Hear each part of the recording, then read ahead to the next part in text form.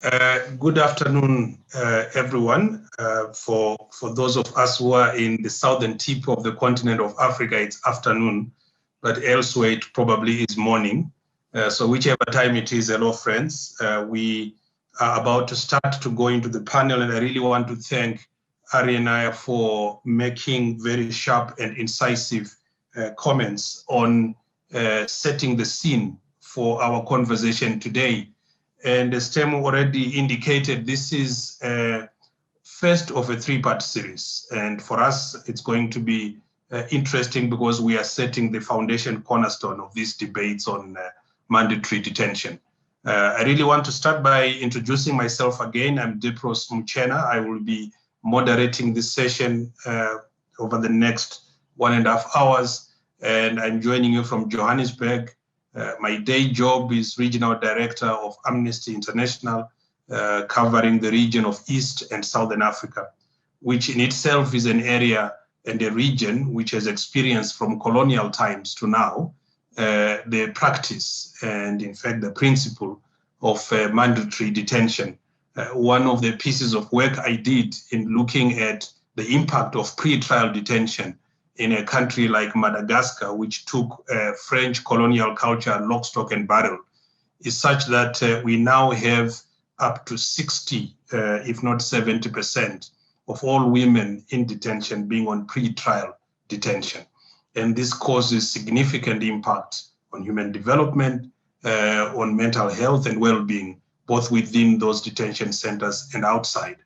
I am not giving the speech myself. We're going to be drawing from a very rich panel that we have assembled. And this rich panel is going to take us through different continents, through different countries, through different experiences to unpack the history, to unpack the origins, to unpack the drivers of mandatory detention with a view to motivating us to have a debate. So I'm going to be introducing our panel for this session.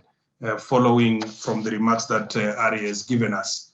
And the first on the panel who is going to speak for about 10 minutes, and each panelist will speak for 10 minutes. After that, we're going to have some questions that I will kick off the conversation with, and then they will answer. It will lead us to inviting a discussant whom I will introduce at the relevant time, and then we will have a conversation from everyone who is joining the meeting so that we can liven things up. So to begin with, our panelist is made up of 4 people. We have Lydia Kembabazi, who is joining us from within the African continent as I am. She is the legal manager with AdvocAid, a women-led organization that works to promote human rights, criminal justice reform in Sierra Leone. But she will be speaking covering the entire continent in terms of the experience of Africa with mandatory detention, its origins, the role of colonialism, and also the impact that white supremacy as a culture embedded in colonialism brought. So she will be the first one to speak.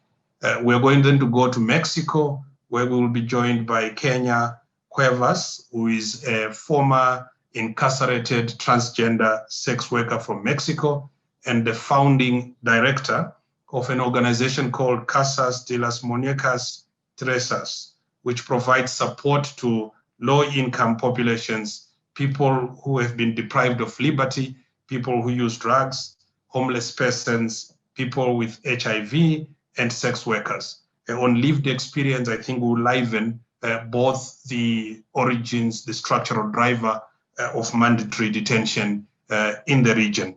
We will then move to Jose Saldana. Already Aria spoke about the United States, and Jose Saldana will be giving us perspective drawing from the experience of the US, where he is executive director of an organization that is called Releasing Aging People in Prison, which works to end mass incarceration and promote racial justice within the United States.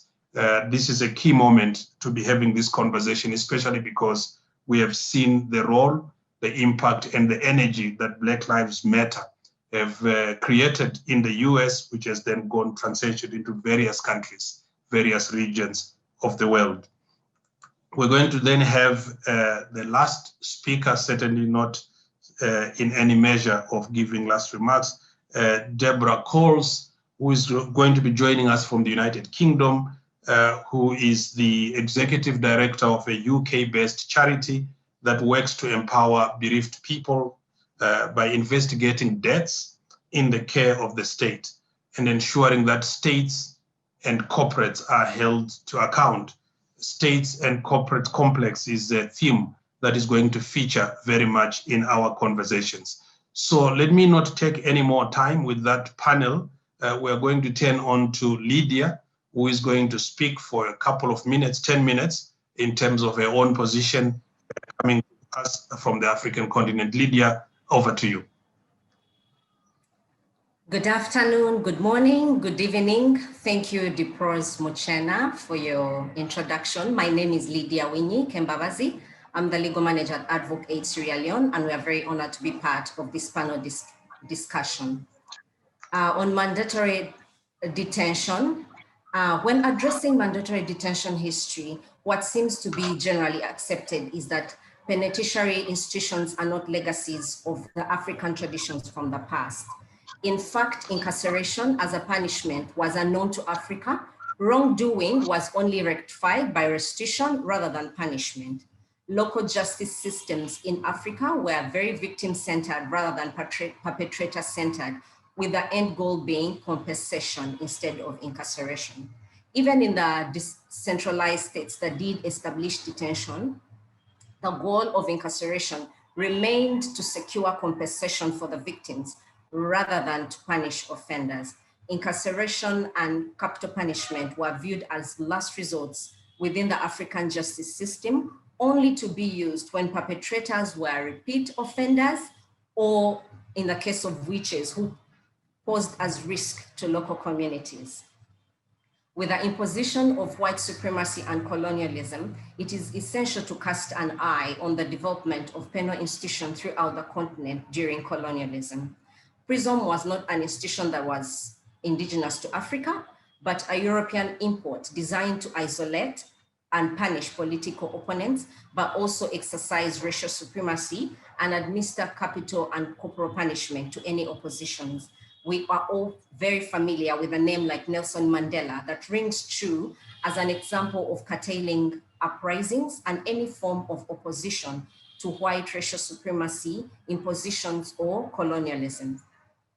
And currently in Africa, across the continent and indeed other parts of the world, we know that outdated colonial laws and petty offenses criminalize actions that pose no threat to public safety. These offenses have roots in their colonial age, through which foreign powers sought to control and segregate local population. Imposed long time ago by the British, French, Spanish, and Portuguese colonialists, and still retained by the current African governments long after being repealed in their countries of origin, they continue to make the lives of almost all Africans most marginalized more hazardous. Many of these laws, including loitering, being a rogue and vagabond, having no ostensible means of assistance, or being idle and disorderly, carry prison terms and are still in place, for example, in Mauritius, Nigeria, Gambia, Zambia, Uganda, Botswana, and Sierra Leone, of which AdvocAid is working hard to have them declassified or decriminalized. They are very vague, disproportionate, and arbitrary in nature. And these offenses are often used to target street children, the poor, homeless, LGBTI community, sex workers, street hawkers, people with substance use problems, and people with disabilities. The current drivers that we know that cause is a problem of mandatory detention in Africa, with that background of having colonial history and colonial laws still entrenched in our systems, is mainly political, social, and economic. Political, of course, to retain and control power. The colonial laws, which we already have never been updated or reformed to appropriate changing circumstances since most of independence, let alone the fact that those who are in power were colonial collaborators when the colonialists left power. Thus, the colonial eras and processes still impact penal environments and still use detention not as a means by which to punish commission of common crimes, but rather to control, exploit potentially rebellious local populations and political opponents. I do not need examples. You just have to watch the news to see all over the continent the harassment and the detention of most political activists. They enable law enforcement to target people purely based on their socio-economic status. And we have seen now an increase in migrant detention, common in South and North Africa.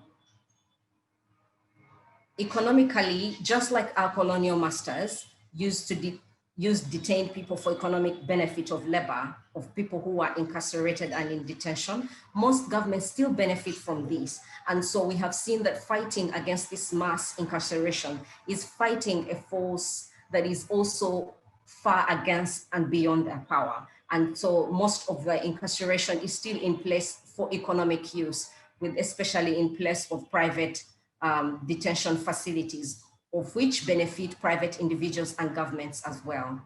Socially, of course, a legacy of colonial law was confinement in some places of people classified as rogues, idle and disorderly, or vagabonds, the origins of which petty offenses are therefore based on as scare tactics or just for historical continuity.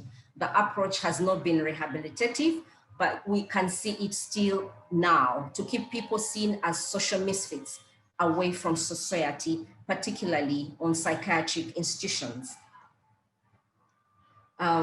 The few solutions I can call upon, of course, to mention but a few examples that have been implemented in Kenya, in Malawi, in Uganda, with experimenting for alternative sentencing by committing petty offenders to community services, to fines, to probation in lieu of incarceration for certain offenses rather than detention. As I conclude, I implore us all to engage in collective advocacy for a purposeful move from colonial and post-colonial rhetoric of mandatory detention that disproportionately affect the most vulnerable in our communities. We need to see the elimination of detention for lower level crimes, to motivating governments to reducing either the number of persons they detain or the rate of imprisonment. There's also a need to end, for example, cash bail for the poor, which are often affected disproportionately, to abolishing private prisons, to reforming penal laws to declassify or decriminalize petty offenses in our laws, but also to change perceptions of the justice system and cultivate a respect for lives, the fundamental objective of which is established in our fairness principle, equality, humanity, and respect for all human rights principles. I thank you.